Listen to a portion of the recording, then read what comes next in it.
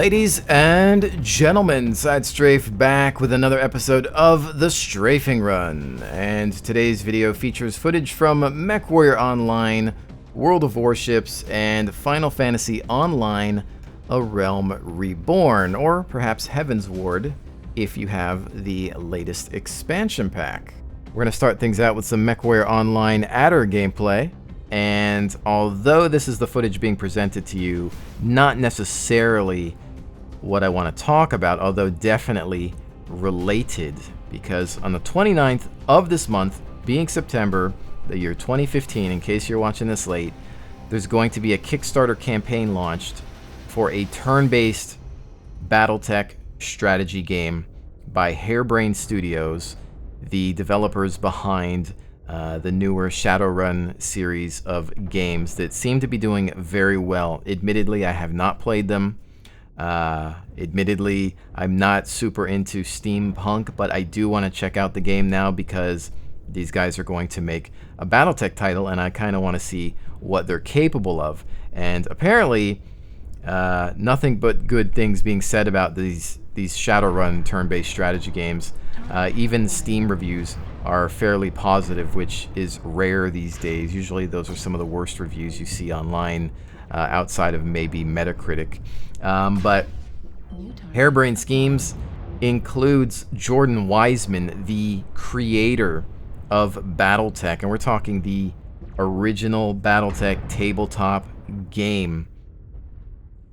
I'm a bit excited, and I think that if you're a Battletech fan, new or old, you might be as well. This is incredible news. Shadowrun was also a Kickstarter campaign successful. It's reviewing well. I think they're working on a few other titles also. You know, they've got some names. Devs seem competent. What else could we talk about to further excite us at this point? Well, what if the mech designs in that turn-based strategy game are actually coming from MechWarrior Online? So it's already good to know that the art of Alex Iglesias is going to be utilized for this potentially great turn-based strategy game, because that's always a concern, is seeing somebody else's designs, and if you remember MechWarrior Tactics, not so great. But I've always loved his concept art, and I think he is really the main reason that I even still play this game, because his mech conceptualization is amazing. These designs are being shared by PGI with Harebrained Schemes. So these mechs that we're seeing here, a lot of the conceptualization from Alex are going to be in this Battletech turn-based strategy game. Oh, yes. Now, full-on excitement level, okay? This is great, I think, because one, turn-based strategy games, not enough of them. I enjoy them. Had a lot of fun with XCOM. Again, I'd like to check out the Shadowrun game, see what the developer's capable of. You know, and now Battletech. This could be the greatest thing ever. Now, we don't know a lot. It's going to be a Kickstarter campaign. We don't know anything about single player. We don't know anything about multiplayer. Nothing. There's a couple pieces of concept art on the official website. Link in the description below. You better check it out, especially if you're, you know, a mech fan of any kind and into turn-based strategy. You know, we don't know if it's a lance-based, based on armies. Nothing is known yet. This is going to be a fresh Kickstarter campaign. I'm sure we'll find out more on the 29th. And you know, this is one I'm going to get behind. Again, I've gotten behind a couple of Kickstarter campaigns here on the YouTube channel. I think two, they didn't really go anywhere, sadly. Hopefully I'm not a curse to these Kickstarters. Don't let him back you or support you in any way. It'll fail. No, it's, guys, I don't know. It's Harebrained Schemes. Shadowrun was a Kickstarter campaign, I think. They're doing really well with that. You know, they've got a lot of expertise behind them. Harebrained seems to be a good developer. I think just the Battletech name, plus, you know, Jordan and Mitch behind it, I have a feeling that this one won't have any problems being funded. You know, I think you know, we all enjoy being in a simulated situation with MechWarrior, but I think, you know, at its core, you know, it all came from the tabletop, which was turn-based strategy, and you know, some of the best turn-based, you know, strategy gaming of all time comes from BattleTech, and you know, a lot of games have taken from this title or these titles of this franchise, and I think seeing it in video game form could be great. Now, yes, we did have a title under the name MechWarrior Tactics that was pretty much complete fail bomb, but it was probably in the wrong hands. If I'm to be completely honest, I don't know a whole lot about what happened to that game, other than maybe it had something to do with it being under the publisher Infinite Games Publishing, which used to publish MechWarrior Online, which, from what I can tell, was a source of a lot of the issues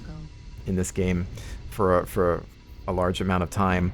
You know, again, I don't know everything, but I think that with these names, these people in control, with the conceptualization that's already there,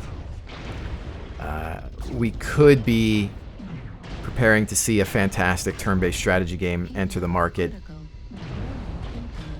I don't think I can say anything else. You know, check out the links in the description below. I'm also going to link No Guts, No Galaxy, because obviously Darren and Phil have their finger on the pulse of everything MechWarrior and Battletech. These guys are probably some of the biggest mech fanatics I've ever met. Really good friends of mine as well. I trust their opinions and criticisms of all things Battletech and MechWarrior. And they run a great community, and so I would assume that they're also going to be taking a look at this Battletech title, so you want to check them out as well. But yeah, I'm going to try to keep you guys up to date in future strafing runs. Again, there's nothing on it right now. There's no screenshots. There's just a couple of pieces of concept art, and that's about it. No video, nothing. We're clueless right now, and that's a dead mech. I was almost a dead mech, but that was not the case. Pretty good and intense game there in MechWarrior Online. Can we have intense matchups in a turn-based strategy game based on Battletech, utilizing these mech designs? Here's hoping, ladies and gents. If not, well, you're going to see a very unhappy SideStrafe. But anyways, moving right along. World of Warships. This game has officially launched. It is out of any and all beta phases. They've lifted the label. Imagine that, a company that actually knows when it's time to lift their beta label. I wonder if there's another free-to-play vehicle game that needs to learn a lesson from wargaming. What could it be? Yeah, time to remove the crutches, Gaijin. I think you've taken enough money from people in your supposed beta phase. But anyways, moving right along. Right now what you're looking at is a ranked battle, which is something that came out with the launch, the official launch of World of Warships this past weekend or so. And I'm enjoying it. I really like the competitive nature of it, and I tend to get better games out of it, I think, because it's smaller scale. You'll notice the numbers that we have here. That's not a glitch, and that's not due to a queuing error. This is the size of the matches that you get. Now, typically they're supposed to be balanced in a way that has, you know, a certain amount of ships and certain classes. For example, I think it's supposed to be 1 carrier, 2 battleships, and then the rest is cruisers and destroyers. Sometimes you won't get enough people queued up, at least on the NA server, and you might find a match where there's tons of battleships. There's more than 2 for some reason, just because, again, they couldn't find enough other ships to make up for the rest. But generally it hasn't been too bad, and I find that you tend to get a little bit better teamwork here because of the smaller teams. It's easier to coordinate and run together, stick together, cover each other. And sometimes the communication I just find to be a little bit better because I think people understand that this is more competitive. It's called ranked battles. There's more at stake. You can get to a point where you actually lose your number rank and your stars. And so people don't want to lose. I think more here than than in regular battles. Now, are you still going to get garbage teams? Oh, yeah. Oh, yeah. You're going to get guys that go off on their own and get obliterated within the first minute of the match. You're going to get AFKers. You're going to get bickering and ranting and complaining and whatever. You're going to get it. But is it as bad as a regular match? Not so much. Now, this match, I think, only really had some communication at the beginning, not so much during, but for the most part, our team just kind of seems to meld and coordinate and focus fire on specific targets. There weren't any carriers here. I've been primarily doing the battleship in this ranked mode, usually going in with the New Mexico, which I've had great success with. I think my kill-to-death ratio is a solid 4.0, which is pretty high. I don't know how many matches I've had, though. I want to say over 20 or 30 at this point. Maybe more. I just remember seeing that number. But I think this mode, due to the player size limit, allows you to actually carry a bit more. So if your team is struggling, but you happen to be a really good player, not that I'm saying I'm a really good player, I think I'm above average, but I think it allows you to take a good ship and do more for your team than if you were in a regular battle. Again, just because the decreased numbers. You can take out, if you can take out, one battleship in a mode where there's only two, that's a massive blow to the enemy. Their morale, as well as, just their numbers. To take out something that's as important as a battleship, even though some of you may disagree with that, I still think that in the right hands, battleships are absolutely devastating, which is why they're my favorite class of ship to play. But you can say that about a lot of vessels here. In the right hands, a lot of these ships can just go to town. But again, I think with the player numbers that we have here, you're just able to do a lot more for your team if you're a decent player. And then imagine if you take that and then you spread it around and you have teamwork, coordination, communication, all that. Focus firing is critical. The team that sails together wins together. If you're moving in a group as a fleet and focus firing, calling targets, and focusing on the objectives, which the biggest reason for a loss seems to be the lack of focus on capturing, at least from the teams that I've been on. If you're doing all these things together, you're going to win. It's very hard to lose if you're coordinating. But is it going to happen? Yes, you're going to get that team, just like you would in the regular mode. But again, I'm really enjoying this. I'll be curious to see how this ends up in the future. I'm going to continue to play this. I've been playing this probably a little bit more than the regular modes. The only reason I really go back is because I'm in love with my North Carolina, and I want to eventually get to Iowa. But I'm enjoying, those other tiers and things like that. And so I'll play this for a couple rounds, and I'll go to the regular modes, and then I'll come back here. Just because, I love the competitive play, and I love what seems like increased teamwork in this mode. I mean, it's common sense, right? It's ranks. You can gain and lose ranks, and there's more on the line. People want to come here to win, at least I would think. I think there's some people that are trying it out because they don't really understand what it's about. So they just pop in here thinking maybe it's a better way to earn flags, which it seems to be.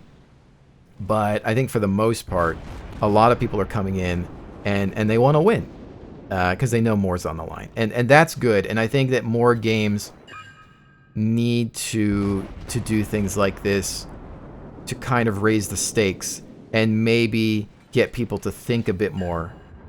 We need more critical thinking in game development between developers and players.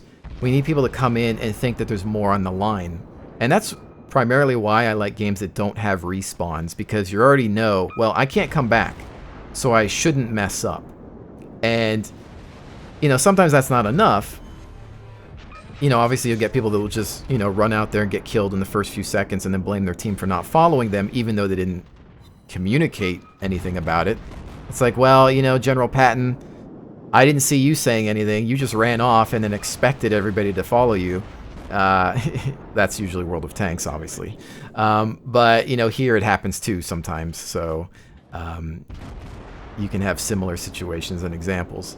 But really, I think that more games need to look at ways to raise the stakes. Say, look, if you play this game, if you play this mode, you can de-level, you can lose something. You know, I mean, imagine if it got really hardcore, you know, beyond just losing a rank. I don't know. I'm not saying you need to lose your ship or lose experience. It could get really frustrating, and sometimes there's things that are out of your control. But, you know, I wouldn't want to get too severe now because, you know, this is a game after all, and I think that there are some things that are considered a time investment that, you know, could be absolutely just devastating to your morale. And but I think this is a good step forward. Again, I've just seen way better matches here than I have really in the regular base game. Even though I still enjoy that, I'm thinking I'm going to take this pretty seriously here and focus heavily on it. It'll be interesting to see what happens with it in the future, whether they change up the tiers from time to time, if they base it on, you know, other ships. Are we going to see lower tier rank battles? Are we going to see higher tier? I don't know. I don't really know how it works. I don't know too many of the details in regards to rewards. To be honest, I haven't really cared. I just kind of like the situation presented by ranked competitive play. The only downside, I think, to it, and it's completely understandable, is that you can't group up in this mode. Again, understandable because it's a small team. It really wouldn't be fair if you could kind of bring in a teammate, I guess. I mean, maybe you could dumb it down to bringing in one other player, but, you know, again, I think it would make matchmaking too difficult.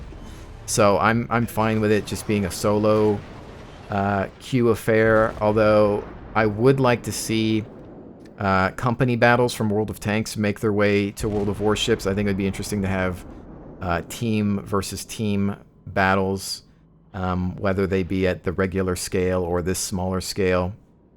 I think that would be fun because I think watching a coordinated fleet go to town is a very beautiful thing in any game, you know.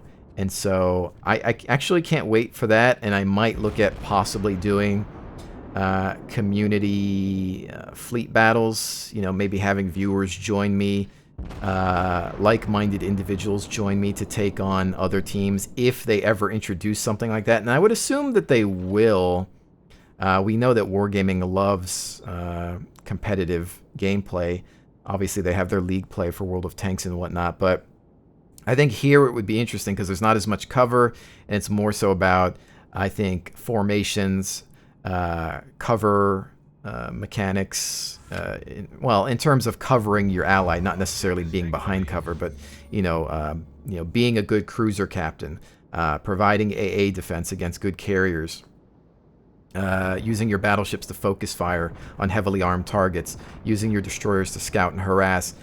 I'm curious to see how that works in this game, because, you know, once in a while you see it. Once in a while you have all your ships moving together, carriers, air support, you know, cruisers escorting battleships and carriers, and destroyers harassing and scouting, and it's just the coolest looking thing ever. It's almost like, you know, some live World War II footage in color or something, except with aliasing. But you know, aliasing and a lot more rust. But it's a cool thing to see, and I hope that we can see more of that when they decide to add some more competitive elements. And you know, again, it's still early. The game is out, but that doesn't mean that it's done being developed. I mean, look at how far World of Tanks has come in the years since its, you know, initial release.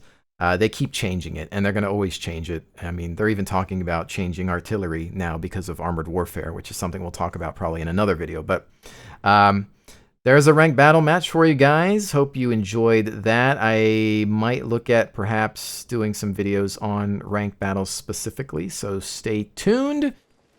And now it is time for something completely different. This is, of course, Final Fantasy: A Realm Reborn, or Heaven's Ward if you have the latest expansion pack. And this is going to be used to kind of just provide a little bit of a demonstration for an idea I've been having, and something that I discussed in my last episode of the Strafing Run while showcasing Mad Max. I enjoy exploration. whether it's in real life or in video games. I like looking around. I like beautiful scenery. I like photography. And similar to what you're seeing here, I had an idea for a series where I do just that. I explore. And I have a feeling that this would be boring to 90+% of you. Maybe 2 of you would actually watch something related to me exploring worlds. And of course, it would probably relate more towards MMOs or RPGs or open world games that have areas to explore. See, for me, looking around at things, just running around or flying around or riding around on a mount, it's relaxing. I enjoy it. I like it. I like taking the time to immerse myself in the beautiful worlds that these artists and programmers have thrown together. You know, a lot of time goes into creating this kind of stuff, and I don't think enough people actually appreciate it. You just run through it. You don't care. A lot of people turn down their graphics because even though they can run it fine, they just want the absolute edge. You know, I always think about people that play StarCraft competitively, how they turn off all their graphics and they don't really care about the storyline. They don't care about the graphics or the sounds. It has nothing to do with that. It might as well be wireframe, and they just play it, and that's how they enjoy their game. See, I'm not like that. I'm the opposite. The reason I love being a PC gamer is I love to turn up the visuals because I want to be in this world. See, a lot of people don't understand that. They yell at me like, oh, you're just a graphics whore, you're a PC elitist. It doesn't have anything to do with that, although I might be a graphics whore, but I like feeling like I'm there. I want to escape reality because sometimes the real world sucks. More often than not, it does. And I want to be here, okay? I want to be transported to this fantasy or sci-fi world and forget about Earth for a few minutes or an hour or 2, you know? And that's why I kind of like to share these things with you. I spend a lot of time on it, and I talk about it. You always hear me talking about immersion, and you hear me talking about these details. I remember when I made a Destiny video, of course being on PS4, and I was amazed by the details in the puddles on the floor. And, you know, some of you I'm sure think I'm crazy, but I really noticed those things. And I always talk about how, look at this thing here, look at this detail. The artists didn't have to do that, but they did, because that's what they are. They're artists. They pay attention to a lot of things. They notice things that I think normal people don't. And, you know, I kind of want to showcase the things that I notice, and maybe even pay homage to the people that spend the time to do this, you know, to notice the little tiny things that people don't. And so I consider making a series based on that and doing what I'm doing here, just looking around, enjoying the sights and the sounds, and talking about and discussing the things that I'm seeing and the things that I'm feeling and enjoying about it. And, you know, Final Fantasy is one idea because it's an MMO that I'm playing. I could just run around and fly around and look at things here. I could consider, of course, resubscribing to WoW because WoW is a game that, or Warcraft in general, a franchise that is near and dear to my heart. You know, regardless of the good and bad that Blizzard does with each expansion, they still have a core world there. Azeroth is a place that I could almost call my other home because I almost consider myself a Warcraft historian. You know, I know a lot about the lore and the history and the battles fought. I played Warcraft 1, 2, 3, played WoW since vanilla. You know, I could look around and be a tour guide, you know, like, oh, here, this was the great battle. You know, I think it would be fun even just for me to do it. And even though maybe only 2 of you would watch such a video series, I think it would be something kind of fun. And this is an example here. I'm just flying around and enjoying everything and listening to the wind and just looking at things and literally just exploring. Again, maybe it's a crazy idea. Maybe it'd be hours of render time wasted and, you know, I wouldn't make any coin off of it, but maybe it would just be fun to a couple of you and that you would appreciate what I do. Maybe. I don't know. I think it's just going to come down to doing it and trying it out and seeing what happens. So, you know, if this is something that maybe you would like to see, go ahead and shoot me a tweet saying more explore, you know, letting me know that this is something that you would like to see.